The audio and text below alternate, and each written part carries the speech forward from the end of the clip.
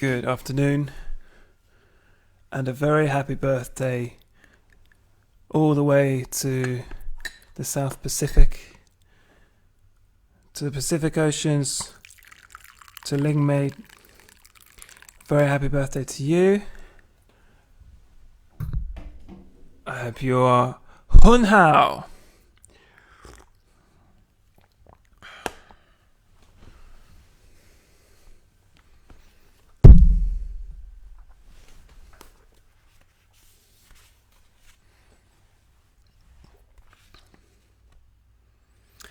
So Swann is just about, or has just kissed Odette after all this time. Okay. Are we recording? Let me just check.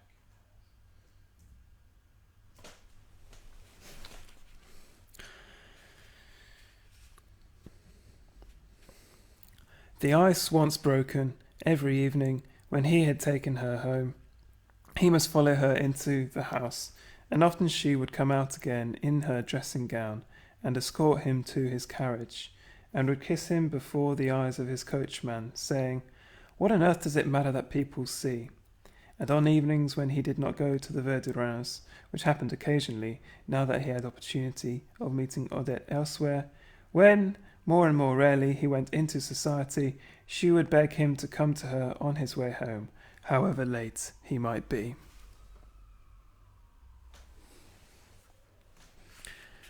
The season was spring, the nights clear and frosty. He would come away from an evening party, jump into his Victoria, spread a rug over his knees, tell the friends who were leaving at the same time, and who insisted on his going home with them, that he could not, that he was not going in their direction. Then the coachman would start off at a fast trot without further orders, knowing quite well where he had to go. His friends would be left marvelling, and, as a matter of fact, Swann was no longer the same man. No one ever received a letter from him now demanding an introduction to a woman. He had ceased to pay any attention to women, and kept away from the places in which they were ordinarily to be met. In a restaurant or in the country, his manner was deliberately and directly the opposite of that by which only a few days earlier his friends would have recognized him, that manner which had seemed permanently and unalterably his own. To such an extent does passion manifest itself in us as a temporary and distinct character, which not only takes the place of our normal character, but actually obliterates the signs by which that character has hitherto been discernible. On the other hand, there was one thing that was now invariable, namely that wherever Swann might be spending the evening, he never failed to go on afterwards to Odette. The interval of space separating her from him was one which he must as inevitably traverse as he must descend, by an irresistible gravitation, the steep slope of life itself. To be frank, as often as not, when he had stayed late at a party, he would have preferred to return home at once, without going so far out of his way, and to postpone their meeting until the morrow. But the very fact of his putting himself to such inconvenience at an abnormal hour in order to visit her, while he guessed that his friends, as he left them, were saying to one another, "He is tied hand and foot. There must certainly be a woman somewhere who insists on his going to her at all hours," made him feel that he was leading the life of the class of men whose existence is coloured by a love affair, and in whom the perpetual sacrifice which they are making of their comfort and of their practical interests has engendered a spiritual charm.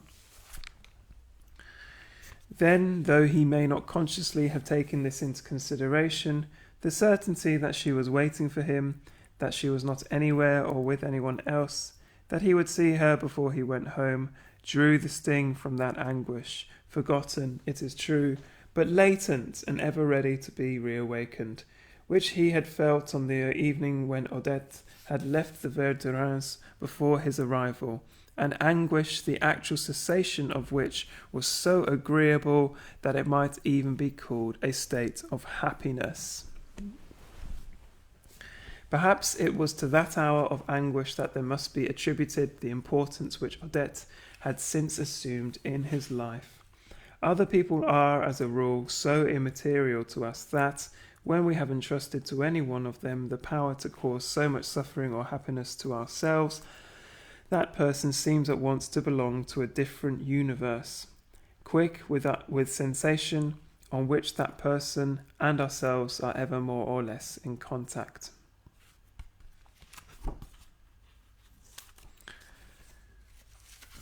Swann could not without anxiety ask himself what Odette would mean to him in the years that were to come.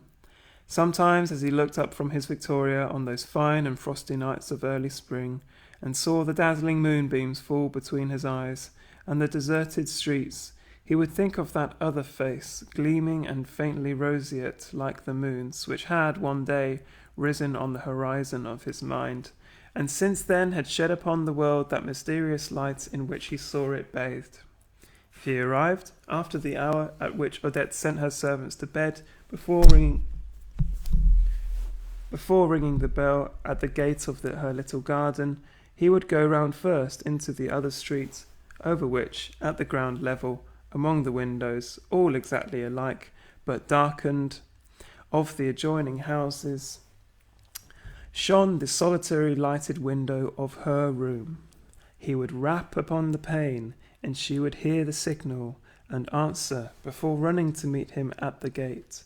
He would find, lying open on the piano, some of her favourite music, the Valse des Roses, the Pauvre Fou of Tagliafico, which, according to the instructions embodied in her will, was to be played at her funeral. But he would ask her instead to give him the little phrase from Vinteuil's sonata. It was true that Odette played vilely, but often the fairest impression that remains in our minds of a favourite air is one which has arisen out of a jumble of wrong notes struck by unskilful fingers upon a tuneless piano. The little phrase was associated still in Swann's mind with his love for Odette. He felt clearly that this love was something to which there were no corresponding external signs, whose meaning could not be proved by any but himself. He realized, too, that Odette's qualities were not such as to justify his setting so high a value on the hours he spent in her company.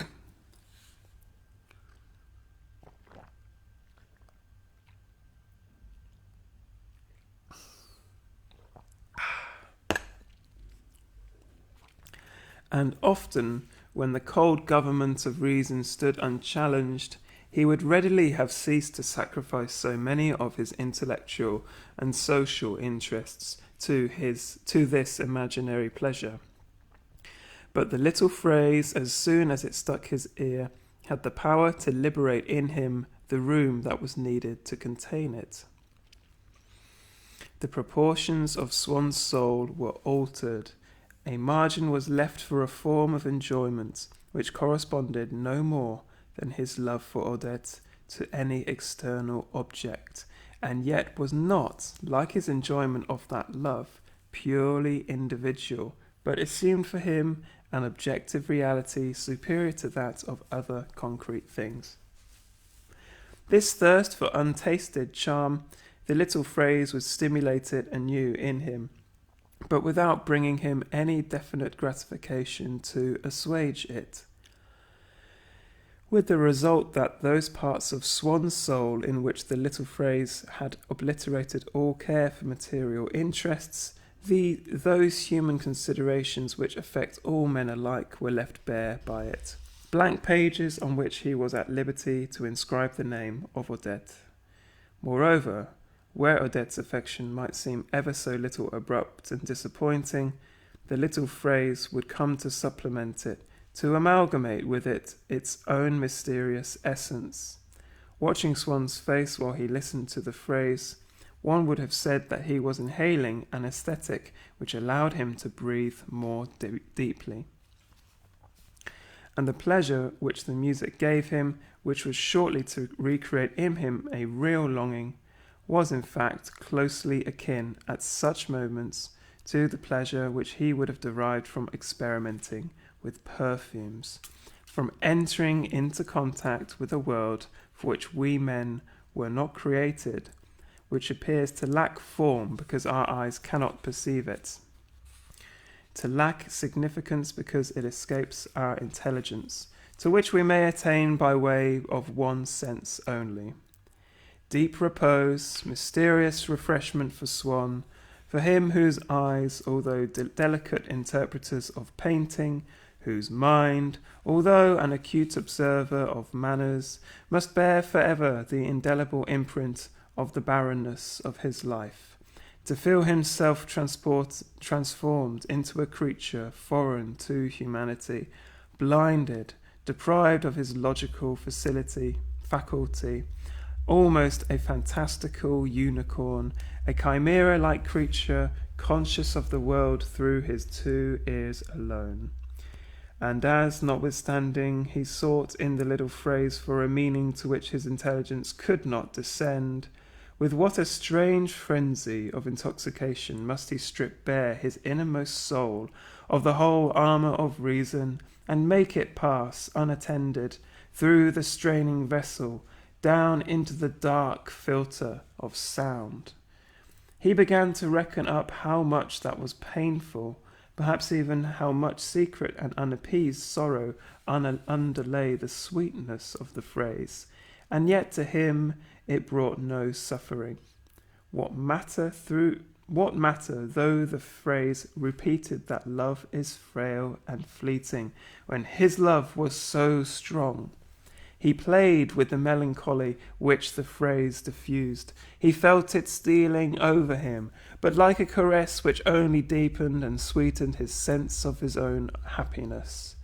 He would make Odette play him the phrase again, 10, 20 times on end, insisting that while she played she must never cease to kiss him.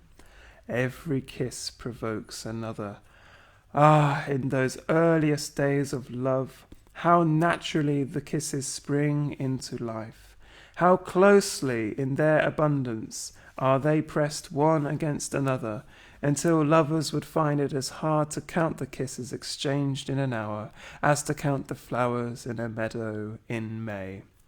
Then she would pretend to stop, saying, "How do you expect me to play when you keep on holding me? I can't do everything at once. Make up your mind what you want. Am I to play the phrase, or do you want to play with me?"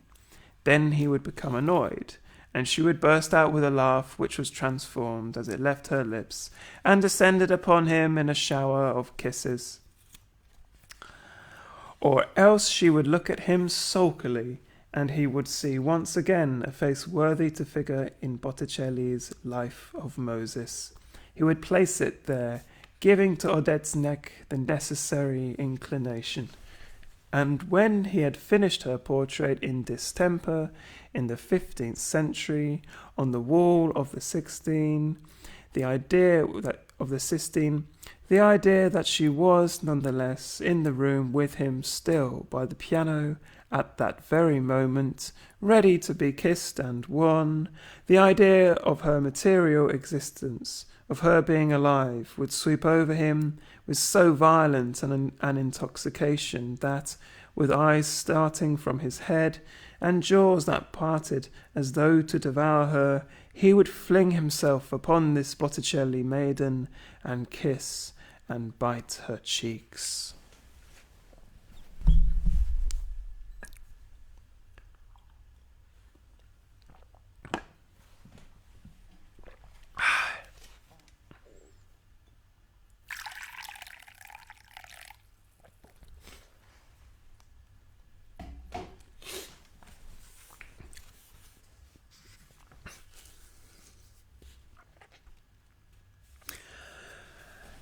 And then, as soon as he had left the house, not without returning to kiss her once again, because he had forgotten to take away with him, in memory, some detail of her fragrance or one of her features, while he drove home in his Victoria, blessing the name of Odette, which allowed him to pay her these daily visits, which, although they could not, he felt, bring any great happiness to her, still, by keeping him immune from the fever of jealousy, by removing from him every possibility of a fresh outbreak of the heart-sickness which had manifested itself in him that evening, when he had failed to find her at the Verdurins, might help him to arrive, without any recurrence of those crises, of which the first had been so distressing that it must also be the last, at the termination of this strange series of hours in his life, hours almost enchanted, in the same manner as these other following hours in which he drove through a deserted Paris by the light of the moon, noticing as he drove home that the satellite had now changed its position relatively to his own, and was almost touching the horizon. Feeling that his love also was obedient to these immutable laws of nature, he asked himself whether this period upon which he had entered was to last much longer, whether presently his mind's eye would cease to behold that dear countenance, save as occupying a distant and diminished position, and on the verge of ceasing to shed on him the radiance of its charm. For Swann was finding in things once more, since he had fallen in love, the charm that he had found when, in his adolescence, he had fancied himself an artist, with this difference that what charm lay in them now was conferred by Odette alone. He could feel reawakening in himself the inspirations of his boyhood, which had been dissipated among the frivolities of his later life.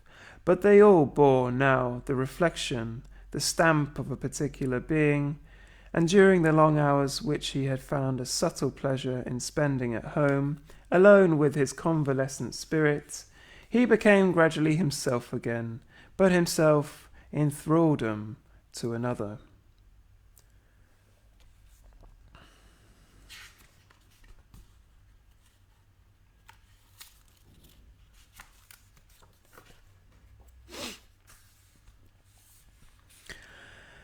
He went to her only in the evenings, and knew nothing of how she spent her time during the day, any more than he knew of her past, so little, indeed, that he had not even the tiny initial clue which, by allowing us to imagine that we do not know, stimulates a desire for knowledge.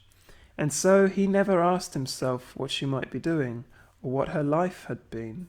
Only he smiled sometimes at the thought of how, some years earlier, when he still did not know her, someone had spoken to him of a woman who, if he remembered rightly, must certainly have been Odette, as a tart, a kept woman, one of those women to whom he still attributed, having lived but little in their company, the entire set of characteristics, fundamentally perverse, with which they had been for many years endowed by the imagination of certain novelists.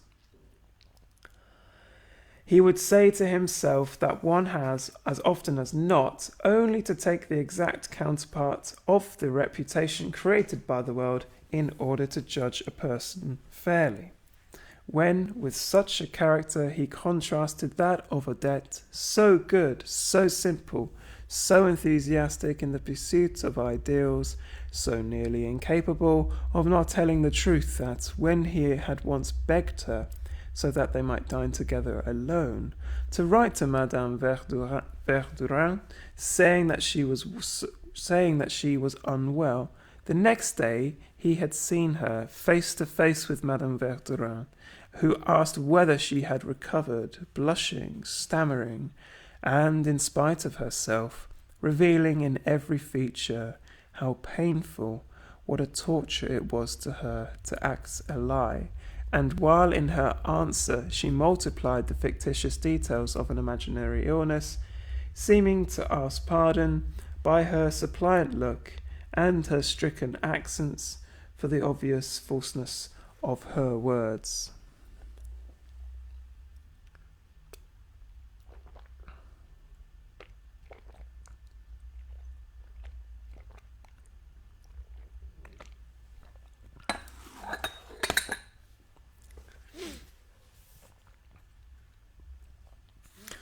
On certain days, however, though these came seldom, she would call upon him in the afternoon to interrupt his musings or the essay on Vermeer to which he had latterly returned. His servant would come in to say that Madame de Crécy was in the small drawing-room.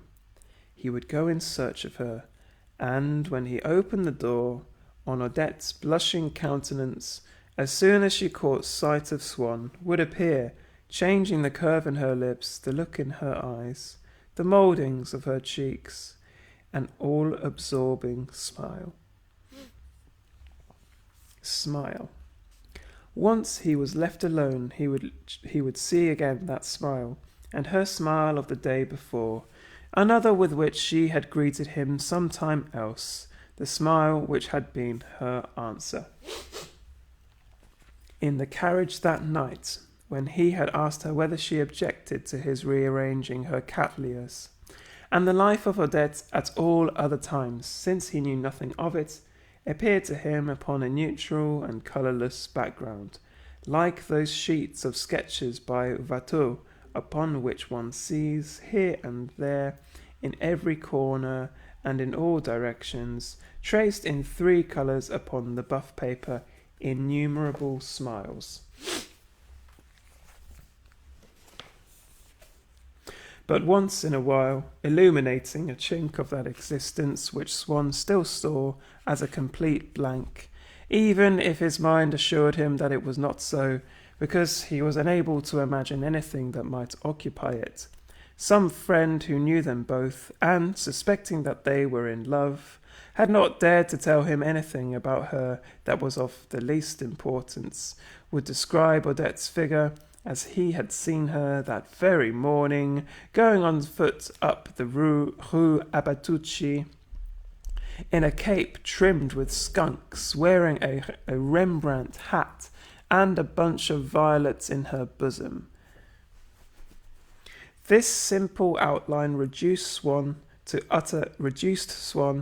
utter confusion, by enabling him suddenly to perceive that Odette had an existence which was not wholly subordinate to his own. He burned to know whom she had been seeking to fascinate by this costume in which he had never seen her. He registered a vow to insist upon her telling him where she had been going all at that intercepted moment, as though in all the colourless life, a life almost non-existent, since she was then invisible to him, of his mistress, there had been but a single incident apart from all those smiles directed towards himself, namely, her walking abroad beneath a Rembrandt hat with a bunch of violets in her bosom.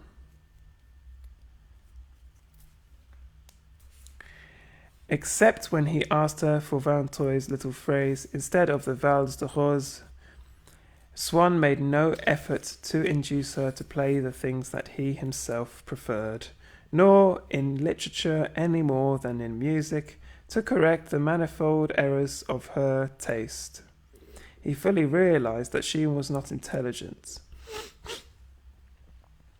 When she said how much she would like him to tell her about the great poets, she had imagined that she would suddenly get to know whole pages of romantic and heroic verse in the style of Vicomte de Borelli, only even more moving. As for Vermeer of Delft, she asked whether he had been made to suffer by a woman, if it was a woman that had inspired him, and once one had told her that no one knew, she had lost all interest in that painter. She would often say, "I'm sure poetry, well, of course, there'd be nothing like it if it was all true, if the poets really believed those things they said."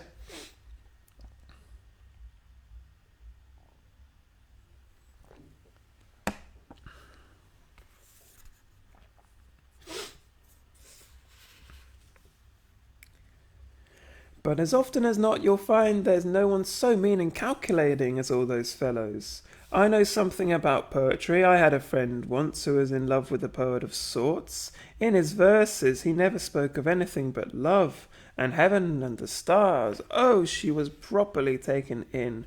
He had more than 300,000 francs out of her before he had finished. If then Swann tried to show her in... I'm going to say show. If then Swann tried to show her in what artistic beauty consisted, how one ought to appreciate poetry or painting, after a minute or two she would cease to listen, saying, "Yes, I never thought it would be like that."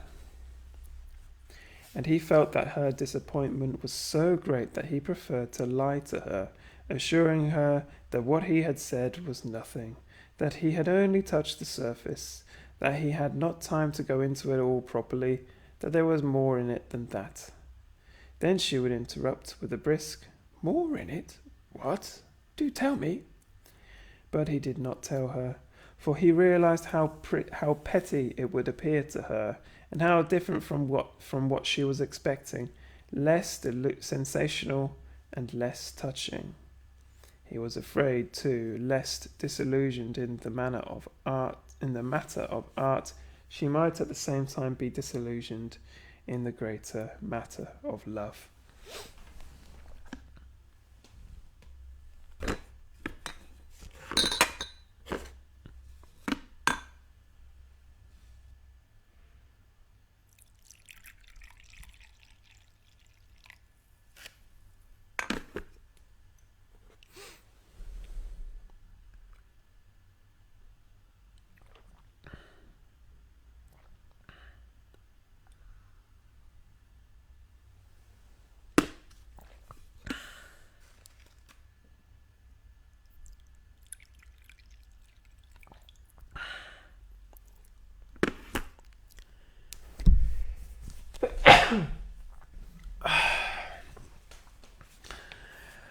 With the result that she found Swann inferior intellectually to what she had supposed. "You're always so reserved, I can't make you out." She marvelled increasingly at his indifference to money, at his courtesy to everyone alike, at the delicacy of his mind. And indeed it happens often enough to a greater man than Swann ever was, to a scientist or artist, when he is not wholly misunderstood by the people among whom he lives. Excuse me. And indeed it happens often enough to a greater man than Swann ever was, to a scientist or artist, when he is not wholly misunderstood by the people whom he lives. When he is not wholly misunderstood by the people among whom he lives, that the feeling in them which proves that they have been convinced of the superiority of his intellect is created not by any admiration for his ideas, for those are entirely beyond them, but by their respect for what they term his good qualities. There was also the respect with which Odette was inspired by the thought of Swann's social position, although she had no desire that he should attempt to secure invitations for herself. Perhaps she felt that such attempts would be bound to fail. Perhaps indeed she feared lest, merely by speaking of her to his friends, he should provoke disclosures of an unwelcome kind. The fact remains that she had consistently held him to his promise never to mention her name. Her reason for not wishing to go into society was, she had told him, a quarrel which she had had long ago with another girl, but who avenged herself by saying nasty things about her. "But," Swann objected, "surely people don't all know your friend." "Yes, don't you see? It's like a spot of oil. People are so horrid." Swann was unable, frankly, to appreciate this point. On the other hand, he knew that such generalizations as "people are so horrid" and "a word of scandal spreads like a spot of oil" were generally accepted as true. There must therefore be cases to which they were literally applicable.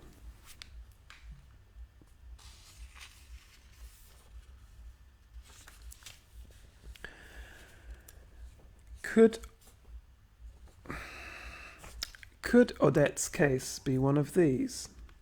He teased himself with the question, though not for long, for he too was subject to that mental oppression which had so weighed upon his father whenever he was faced by a difficult problem. In any event, that world of society which concealed such terrors for Odette inspired her, probably, with no very great longing to enter it, since it was too far removed from the world which she already knew for her to be able to form any clear conception of it. At the same time, while in certain respects she had retained a genuine simplicity, she had, for instance, kept up a friendship with a little dressmaker, now retired from business, up whose steep and dark and fetid staircase she clambered almost every day. She still thirsted to be in the fashion, though her idea of it was not altogether that held by fashionable people. For the latter, fashion is a thing that emanates from a comparatively small number of leaders, who project it to considerable distance. Let me just start that again.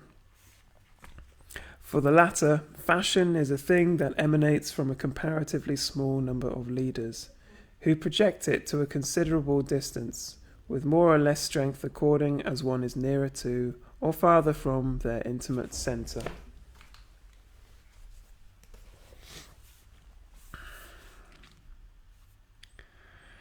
Over the widening circle of their friends, and the friends of their friends, whose names form a sort of tabulated index.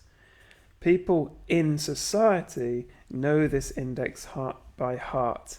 They are gifted in such matters with an erudition from which they have extracted a sort of taste or tact, so automatic in its operations that Swann, for example, without needing to draw upon his knowledge of the world, if he read in a newspaper the names of the people who had been guests at dinner, could tell at once how fashionable the dinner had been, just as a man of letters, merely by reading a phrase, can estimate exactly the literary merits of its author.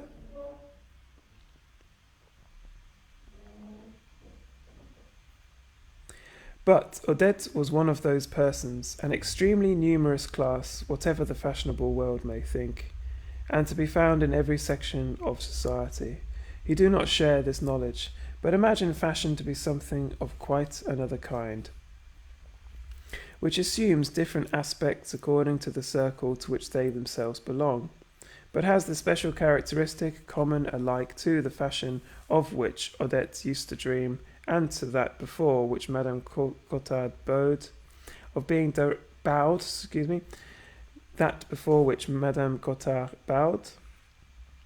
directly accessible to all. The other kind, the fashion of fashionable people, is, it must be admitted, accessible also. But there are inevitable delays. Odette would say of someone, he never goes to any place that isn't really smart.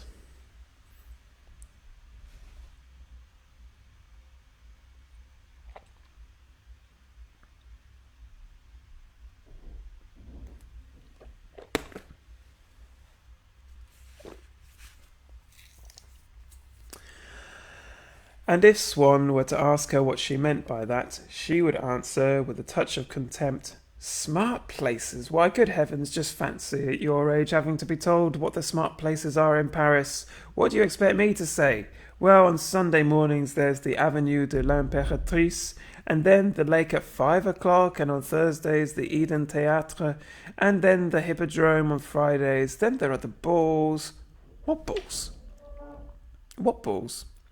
Why, silly, the balls people give in Paris, the smart ones, I mean. Wait now, Hairbinger, you know the one I mean, the fellow who's in one of the jobbers' offices.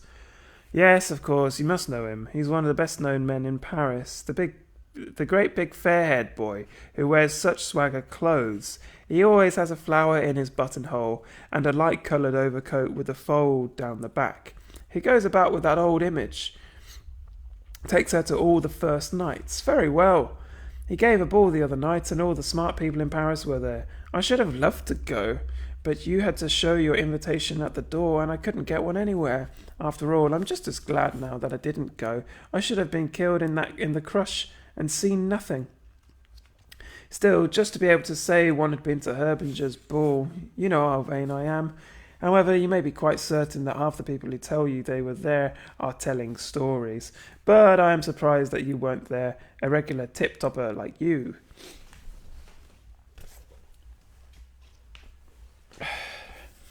Swann made no attempt, however, to modify this conception of fashion, feeling that his own came no nearer to the truth, was just as fatuous, devoid of all importance. He saw no advantage to be gained by imparting it to his mistress, with the result that, after a few months, she ceased to take any interest in the people to whose houses he went, except when they were the means of his obtaining tickets for the paddock at race meetings, or the first nights at the theatre.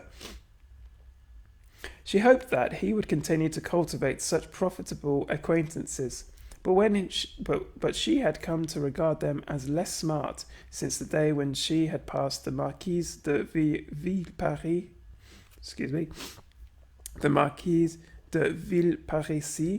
in the street, wearing a black serge dress and a bonnet with strings. But she looks like a pew opener, like an old charwoman, darling. That old marquise. Goodness knows that I'm not a marquise. But you'd have to pay me a lot of money before you'd get me to go about Paris rigged out like that. Nor could she understand Swann's continuing to live in his house on the Quai d'Orléans, which, although she dared not to tell him so, she considered unworthy of him. I think it's pronounced Quai d'Orléans. It was true that she claimed to be fond of antiques, and used to assume a rapturous and knowing air when she confessed how she loved to spend the whole day rummaging in second-hand shops, hunting for bric-a-brac and things of the right date. Although it was a point of honour to which she obstinately clung, as though obeying some old family custom, that she should never answer any questions, never give any account of what she did during the daytime, she spoke to Swann once about a friend to whose house she had been invited, and had found that everything in it was of the period. Swann could not get her to tell him what period it was. Only after thinking the matter over, she replied that it was medieval, by which she meant the walls were panelled. Some time later she spoke to him again of her friend, and added, in the hesitating but confident tone in which one refers to a person whom one has met somewhere at dinner the night before, of whom one has never heard until then, but whom one's hosts seem to regard as someone so celebrated and important that one hopes that one's listener will know quite well who is meant, and will be duly impressed. Her dining room is 18th century. Incidentally, she had thought it hideous, all bare, as though the house was still unfinished. Women looked frightful in it, and would never become the fashion. She mentioned it again, a third time, when she showed Swann a card with the name and address of the man who had designed the living room, and whom she wanted to send for when she had enough money, to see whether he could not do one for her too. Not one like that, of course, but one of the sort she used to dream of, one which, unfortunately, her little house would not be large enough to contain, with its tall sideboards, Renaissance furniture, and fireplaces like the chateau at Blois. It was on this occasion that she let out to Swann what she really thought of his abode on the Quai d'Orléans. Having ventured the criticism that her friend had indulged, not in the Louis XVI style, for, he went on, although that was not, of course, done, still it might be made charming, but in the sham antique. You wouldn't have her live, lit like you, among a lot of broken-down chairs and threadbare carpets, she exclaimed, the innate respectability of the middle-class housewife rising impulsively to the surface through the acquired dilettantism of the light woman. People who enjoyed picking up things, who admired poetry, despised sordid calculations of profit and loss, and nourished ideals of honour and love, she placed in a class by themselves, superior to the rest of humanity. There was no need actually to have those tastes, provided one talked enough about them. When a man had told her at dinner that he loved to wander about and get his hands all covered with dust in the old furniture shops, that he would never be really appreciated.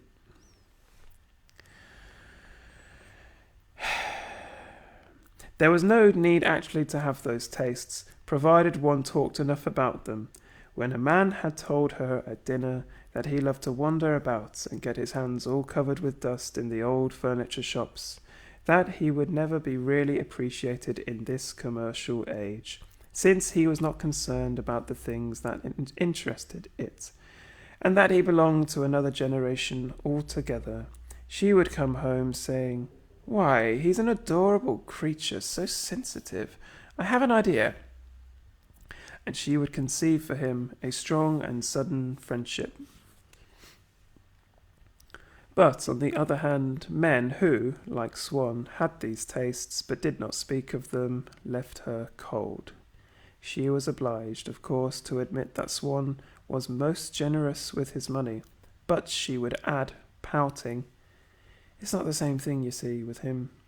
And, as a matter of fact, what appealed to her imagination was not the practice of disinterestedness, but its vocabulary.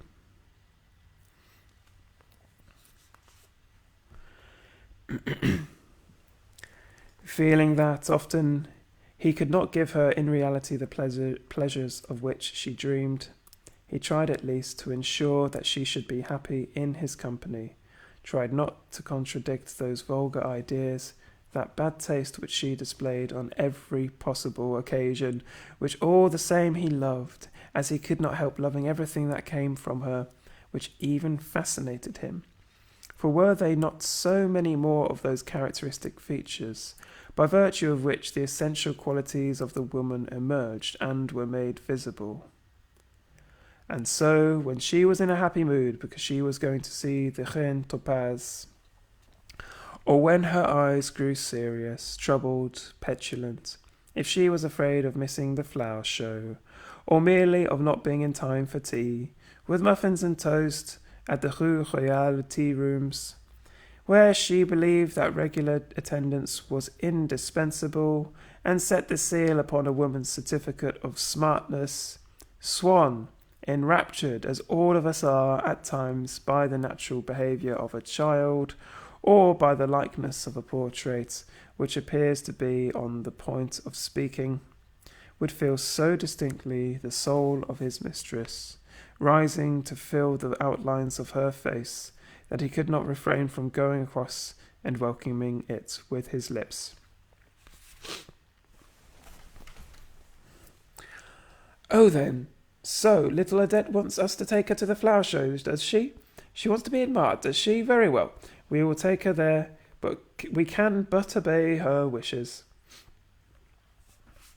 As Swann's sight was beginning to fail, he had to resign himself to a pair of spectacles which he wore at home when working, while, to face the world, he adopted a single eyeglass as being less disfiguring. The first time that she saw it in his eye, she could not contain herself for joy. Excuse me. "I really do think, for a man, that is to say, it is tremendously smart. How nice you look with it. Every inch a gentleman. All you want now is a title," she concluded, with a tinge of regret in her voice. He liked Odette to say these things, just as, if he had been in love with a Breton girl, he would have enjoyed seeing her in her coif and hearing her say that she believed in ghosts. Always until then, as is common among men whose taste for the fine arts develops independently of their sensuality, a grotesque disparity had existed between the satisfactions which he would accord to either taste simultaneously, yielding to the seduction of works of art which grew more and more subtle as the women in whose company he enjoyed them grew more illiterate and common.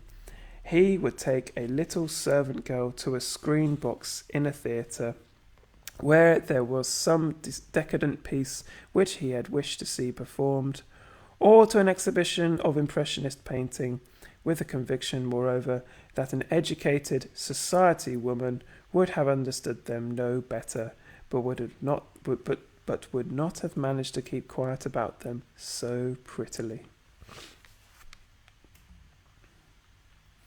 But now that he was in love with Odette, all this was changed.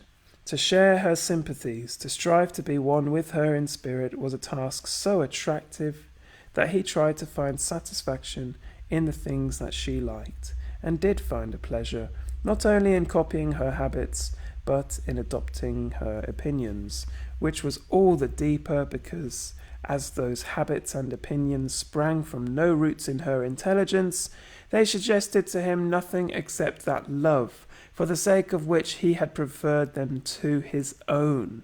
If he went again to Serge Ponine, if he looked out for opportunities of going to watch Olivier Maitre conducting, it was for the pleasure of being initiated into every one of the ideas in Odette's mind, of feeling that he had an equal share in all her tastes.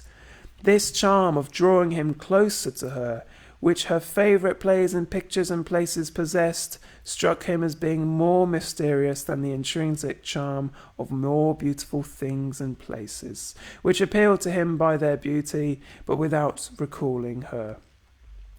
Besides, having allowed the intellectual beliefs of his youth to grow faint, until his scepticism as a finished man of the world had gradually penetrated them unawares, he held, or at least he had held for so long that he had fallen into the habit of saying that the objects which we admire have no absolute value in themselves, that the whole thing is a matter of dates and castes, and consists in a series of fashions, the most vulgar of which are worth just as much as those which are regarded as the most refined. And as he had decided that the importance which Odette attached to receiving cards for a private view was not in itself any more ridiculous than the pleasure which he himself had at one time felt in going to luncheon with the Prince of Wales, so he did not think that the admiration which she professed for Monte Carlo or for the Ricci was any more, or should be Ricci, was any more unreasonable than his own liking for Holland, which she imagined as ugly, and for Versailles, which bored her to tears. And so he denied himself the pleasure of visiting those places, consoling himself with the reflection that it was for her sake that he wished to feel, to like nothing that was not equally felt and liked by her.